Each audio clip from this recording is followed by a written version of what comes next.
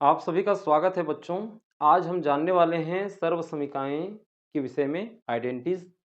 प्रश्नावली एक है जिसमें बीजीय व्यंजकों का हम गुणनफल से संबंधित प्रश्नों का हल करेंगे। उससे पहले हम सर्वसमीकाओं को समझते हैं। देखिए यहाँ पर मैंने सर्वसमीका एक, सर्वसमीका दो, सर्वसमीका तीन का अलग अलग टेबल के रूप में यहाँ पर व्यवस्थित कर दिया है। देखिए सर्वसमीका एक में जो बीजीय व्यंजक रहेगा किस रूप में रहेगा, ए धन बी गुणा ए धन बी। देखिए समान है ए धन बी ए धन बी। सर्वसमीका दो में जहां धन है वहां ऋण आ गया है, ए ऋण बी ए ऋण बी। ठीक है। और सर्वसमीका तीन में देखिए ए धन भी है और ए ऋण भी है। आशा है तीनों चीजों को आप लोग क्लियर समझ गए होंगे कि सर्वसमीका एक, दो और तीन में क्या भेद है। आइए हम इसका हल निकाल लें कुछ इस तरीके से कि ए धन बी और ए धन बी। तो ए धन बी में सबसे पहले ए का गुणा होगा, फिर उसके बाद धन बी का गुणा ए धन बी के साथ होगा। ये ए धन बी ये वही है और ये भी वही है। आपका ए गुणित मतलब इस ए की बात हो रही है और धन बी यानी ये धन बी की बात हो रही है। ठीक है। ए का गुणा ए धन बी के साथ, फिर धन बी का गुणा ए धन बी के साथ। ठीक है। तो होगा क्या, सबसे पहले ए का गुणा ए के साथ होगा तो ए का गुणा ए के साथ हम एक स्टेप बढ़ा दें ताकि आप लोगों के समझ में आए। फिर उसके बाद धन का धन ए गुणित बी, ये तो हो गया। फिर उसके बाद देखें बी गुणित ए और बी गुणित बी। ठीक है। फिर अगले स्टेप में ए गुणित ए मतलब ए का वर्ग धन ए गुणित बी ए बी धन बी गुणित ए। तो भी हमको ए बी लिखना है, बी ए क्यों नहीं लिख सकते। अंग्रेजी के लेटर में सबसे पहले ए आता है इसलिए ए को हम पहले लिखेंगे। बी गुणित बी यानी बी का वर्ग। यहां पर आप देख पा रहे हैं कि ए वर्ग उतार दिए, ए धन बी दोनों क्या है धनात्मक है, इसलिए एक ए बी मिलकर के दो ए बी हो जाएगा धन बी का वर्ग हो जाएगा। ये आ गया हल। यही चीज सर्वसमीका दो में होगा और दो में होगा तो किस तरह से होगा देखिए, ए ऋण बी का गुणा सबसे पहले ए के साथ होगा, फिर ए ऋण बी का गुणा ऋण बी के साथ होगा। मतलब ए का गुणा ए ऋण बी के साथ, फिर ऋण बी का गुणा ए ऋण बी के साथ। नेक्स्ट स्टेप में ए का गुणा ए के साथ यानी ए गुणित ए, फिर ए धनात्मक है इसलिए धन ए गुणित ऋण बी। ठीक है। फिर उसके बाद ऋण बी गुणित धन ए और फिर ऋण बी गुणित ऋण बी। अगले स्टेप में क्या होगा, ए गुणित ए मतलब ए का वर्ग धन ऋण का गुणा ऋण ए बी का गुणा ए बी। उसी प्रकार से ऋण और धन का गुणा ऋण और बी ए का गुणा ए बी। फिर ऋण ऋण का गुणा धन बी बी का गुणा बी वर्ग। नेक्स्ट स्टेप में ए वर्ग, यहां पर ऋण ए बी और यहां पर भी है ऋण ए बी मतलब ऋण दो ए बी धन बी वर्ग। क्या अंतर है यहां पर बस चिन्हों का गुणा है जिसके कारण से यहां पर आपका ऋण आया हुआ है और यहां पर धन आया हुआ है। ठीक है। वैसे भी चिन्ह ऋण ऋण है इसलिए ऋण तो आएगा ही, यहां पर धन आने के कारण क्या है कि ऋण ऋण का गुणा हुआ है इसलिए धन आया है। ठीक है। तो आप दोनों सर्वसमीका एक को और दो को ध्यान से देख सकते हैं। जो मुख्य अंतर है जो इसके परिणाम में आया है, ए वर्ग यहां पर भी ए वर्ग, यहां पर धन दो ए भी है, यहां पर ऋण दो ए भी है, यही अंतर है। फिर धन बी वर्ग और धन बी वर्ग। अब आगे देखते हैं सर्वसमीका तीन में। अभी क्या होगा, ए ऋण बी में गुणा होगा ए का, फिर धन बी का गुणा ए ऋण बी के साथ होगा। तो क्या हो जाएगा, ए का गुणा ए के साथ ए गुणित ए, फिर धन ए का गुणा ऋण बी के साथ, फिर इसी तरीके से धन बी का गुणा धन ए के साथ, फिर धन बी का गुणा ऋण बी के साथ। अगले स्टेप में ए गुणित ए यानी ए का वर्ग, धन और ऋण का गुणा ऋण ए बी, फिर ये धन और धन का गुणा धन बी ए का गुणा ए बी, फिर ये धन और ऋण का गुणा ऋण बी और बी का गुणा बी वर्ग। नेक्स्ट स्टेप में यहाँ पर ए वर्ग, ये ऋण ए बी है और ये धन ए बी है, दोनों एक दूसरे को काट देंगे और यहाँ पर आ जाएगा ऋण बी वर्ग। तो देखिए यहाँ पर सर्वसमीका 3 में यदि ए धन बी और ए ऋण बी था तो उत्तर आया है ए वर्ग ऋण बी वर्ग। यही आपको देखना है। ये तो हो गया सर्वसमीका 1, 2, 3 की सूत्र स्थापना। इन सूत्रों की मदद से हम प्रश्नावली को बनाते हैं। अब यहाँ पर देखिए प्रश्नावली में क्या आ जाएगा कि सर्वसमीकाओं की सहायता से आपको निम्न व्यंजकों का हल कीजिए। यहाँ पर कुछ प्रश्न इस प्रकार से रहेंगे, 2a धन 3, 2a धन 3। यहाँ पर देखिए वही है, 2a है, यहाँ पर भी 2a है, धन धन 3 3।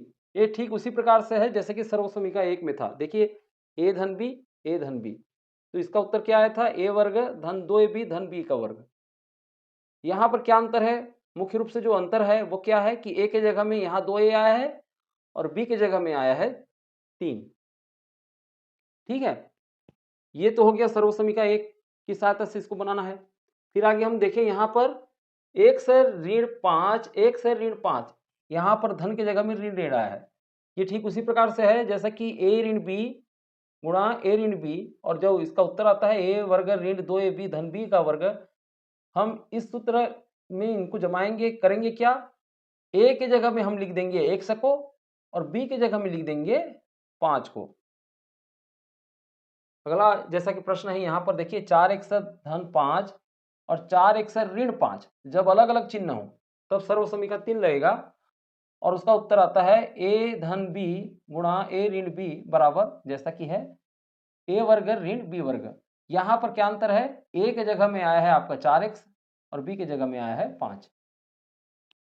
ठीक है, तो ये सर्वसमीकाएं इस प्रकार से आपको लागू करना है। आपके प्रश्न को देखते हुए, चिन्हों को देखते हुए सर्वसमीकाओं का आकलन करना है और उसके हिसाब से सूत्र के हिसाब से आपको हल करना है। कैसे, आइए देखते हैं। यहां पर करेंगे क्या, ये जो हल आया है ना, a वर्ग धन 2ab धन b वर्ग, इस गुणनफल में हम जमा देते हैं a के जगह में 2a को, क्योंकि प्रश्न में है 2a है ना, a के जगह में 2a है और b के जगह में है आपका 3, तो हम जमा देंगे।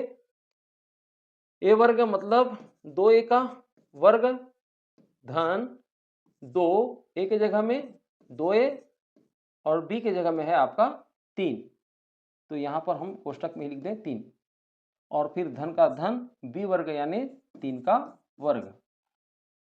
ठीक है, फिर अगला स्टेप में यहां पर 2a गुणित 2a है ना, यहां पर हम देखें 2 गुणित 2a गुणित 3, इसी तरीके से 3 गुणित 3। नेक्स्ट स्टेप में 2 दूनी 4 a वर्ग धन 2 दूनी 4, 4 तिया 12, 12a, 3 गुणित 3 यानी 3 तिया 9। ये आ गया आपका उत्तर। इस प्रकार से बनाना है। अब आगे हम देखें यहाँ पर इस सूत्र की सहायता से हम जमा लेंगे। a की जगह में हमको क्या लिखना है, a की जगह में हमको लिखना है x। क्या लिखना है, x। तो x का वर्ग ऋण का ऋण, 2 की जगह में 2, a की जगह में x और b की जगह में है आपका 5, धन का धन, b की जगह में 5 का ये वर्ग। हल करेंगे, x गुणित x यानी हो जाएगा x का वर्ग। आगे हम देखें 2 पंचे 10, x हो जाएगा और 5 का वर्ग यानी हो जाएगा 25। ये इस प्रकार से इसका उत्तर आ जाएगा। ठीक है, अगला हम देखें यहाँ पर जो गुणनफल आया है a वर्ग ऋण b वर्ग में, a की जगह में है अभी 4x का वर्ग, ऋण की जगह में ऋण b वर्ग यानी 5 का वर्ग। 4x का वर्ग मतलब 4x गुणित 4x, 4 का वर्ग हो जाएगा 4 चौक 16, x का वर्ग, फिर ऋण 5 पछे 25। ये हो जाएगा इसका उत्तर, 5 पचे 25। ठीक है, ये इस तरीके से देखिए हम तुलना करते हुए सारे चीजों को रख रहे हैं, यहाँ पर कोई प्रकार का कंफ्यूजन नहीं होना चाहिए आप लोगों को। फिर आगे हम देखें, यहाँ पर कुछ इस तरीके से भी प्रश्न पूछे जाते हैं, जैसा कि 41 वर्ग है, 97 का वर्ग है और यहाँ पर है 105 गुणित 95। ये अलग अलग प्रकार के क्वेश्चन हैं। क्या देखेंगे हम यहाँ पर कि 41 का वर्ग है तो इसको हम लिख सकते हैं किस रूप में, 40 धन 1 के रूप में लिख सकते हैं, ये आसान रहेगा। ठीक है, देखिए आप 50 ऋण 9 भी लिख सकते हैं, लेकिन उसमें आपको पहाड़ा पढ़ना पड़ेगा 9 का, इसलिए अच्छा ये है कि 40 धन 1 लिखें। ठीक, अब यहां पर देखिए 97 है, इसको 90 धन 7 भी लिख सकते हैं, लेकिन हमारे लिए कठिन हो जाएगा, हमको गणित को आसान ढंग से हल करना है, इसलिए 97 को लिखना है 100 ऋण 3 के रूप में भी लिख सकते हैं। अब यहाँ पहाड़ा पढ़ना पड़ेगा तो 3 का पढ़ना पड़ेगा, 1 का तो आपको पता ही है।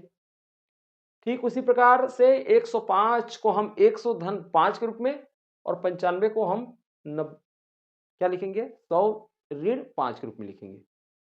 ठीक है, इससे होगा क्या, देखते हैं यहाँ पर आप देखिए कि 40 धन 1 ठीक उसी रूप में है जैसा कि a धन b, और a धन b का वर्ग यानी तो आप तो जानते ही हैं a वर्ग धन 2ab धन b वर्ग। यहां पर a के जगह में आया है 40 और b के जगह में आया है 1। ठीक है, अब चीजों को हम रख देंगे किस तरीके से, a वर्ग यानी 40 का वर्ग, ठीक है, धन 2 गुणित 40 और b के जगह में लिख देंगे 1 और फिर b वर्ग के जगह में a का वर्ग, इस तरीके से लिखा जा सकता है। अब इसको हल करेंगे तो क्या होगा, 40 का वर्ग माने हो जाएगा आपका 1600, 4 चौक 16 और 1 2 शून्य आ जाएगा यहाँ पर। ठीक है, 2 चौक 8 एकम 8 और 1 शून्य का 1 शून्य धन 1 का वर्ग यानी 1। अब इसको हम जोड़ेंगे, तीनों को जोड़ेंगे तो क्या हो जाएगा 1681, ये उत्तर आ जाएगा। ठीक है, बहुत जल्दी उत्तर आ गया। इस प्रकार सर्व समीकरण की सहायता से हम तुरंत उत्तर लिख लेंगे, है ना। यहाँ पर हम देखते हैं कि a के जगह में आया है क्या आपका 100 और b के जगह में आया है 3, तो हम इस सूत्र की सहायता से जमा लें, a वर्ग यानी 100 का वर्ग ऋण 2 गुणित 100 और b के जगह में है आपका 3 धन b वर्ग यानी 3 का वर्ग। अब क्या होगा 100 का वर्ग, ठीक है, 1 का वर्ग तो 1 रहेगा और इनका जब वर्ग करेंगे तो 4 शून्य हो जाएगा, 2 शून्य का क्या हो जाएगा 4 शून्य ऋण, यहाँ पर 2 गुणित 100 यानी 200, है ना, यहाँ पर 2 तिया हो जाएगा 600 और 600 और गुणित 100 यानी ये हो जाएगा 600। ठीक है, फिर यहाँ पर हम देखें 3 का वर्ग यानी 9। अब जब इसको हम हल करेंगे तो क्या हो जाएगा कि ये धन है और ये भी धनात्मक है, ये तो ऋण है, सामने में ऋण है यानी ऋणात्मक है, तो ये हो जाएगा आपका 10,000 9 ऋण 600। जब इसको घटाएंगे तो क्या होगा, 9 में शून्य घटेगा तो 9, शून्य में शून्य घटेगा तो 0, और यहाँ पर ये है 100 में 6 घटेगा, कहने से भी चल जाएगा, 100 में 6 घटेगा तो आपका आ जाएगा 94। ठीक है, यानी ये हो जाएगा 9409, उत्तर आ जाएगा। अब यहाँ पर देखते हैं कि a के जगह में है 100 और b के जगह में है 5, इन चीजों को देखते हुए, ठीक है, a के जगह में a धन b, जैसा कि a धन b a ऋण b है ना, तो a के जगह में है 100 और b की जगह में है 5, दिखाई दे रहा है। तो यहाँ पर आप देख रहे हैं कि a का वर्ग यानी 100 का वर्ग ऋण b का वर्ग यानी 5 का वर्ग, क्या उत्तर आ जाएगा, 100 का वर्ग यानी आपका 10,000, 5 का वर्ग यानी 25। जब हल करेंगे तो क्या हो जाएगा, देखिए 10 में 5 गया तो 5, 9 में 2 गया तो 7 और 9 और 9, ये आ जाएगा आपका उत्तर 9,975, आप घटा करके देख सकते हैं। ठीक है, इस तरीके से आपको उत्तर बनाना रहेगा। और भी कुछ विशेष प्रकार के प्रश्न हैं यहाँ पर, जैसे कि आप देख रहे हैं कि 6x बराबर 28 का वर्ग ऋण 22 का वर्ग में 1 का मान ज्ञात कीजिए। क्या करना है आपको, 6x लिख देना है और इनको ध्यान से देखना है आपको किस रूप में है। आप ध्यान से देखेंगे तो पता चलेगा कि ये सर्वसमीका 3 का ये गुणनफल है। a धन b a ऋण b बराबर होता है a का वर्ग ऋण b का वर्ग। तो यहाँ पर इस रूप में ये जमा हुआ है, a की जगह में 28 और b की जगह में है 22। तो हम क्या कर सकते हैं, इनको इस रूप में भी लिख सकते हैं। ठीक है, ये रूप रहेगा तो इस रूप में भी लिखा जा सकता है और ये रूप रहे तो इस रूप में भी लिखा जा सकता है। तो हम करेंगे क्या, इस रूप में है a वर्ग ऋण b वर्ग यानी 28 वर्ग ऋण 22 वर्ग, तो हमको इस रूप में लिखना है।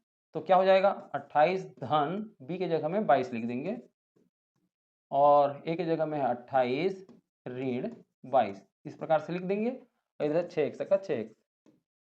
ठीक है, अब जब इसका हल निकालते हैं 6x बराबर 28 और 22 को जोड़ते हैं तो हो जाएगा 50 और यहाँ पर कुछ चिन्ह नहीं है, गुणा है, 28 में 22 घटेगा तो आ जाएगा 6।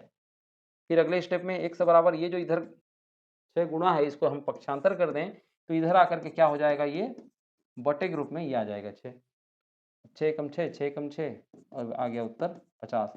तो x का मान क्या आ जाएगा 50। इस प्रकार से आपको बनाना है।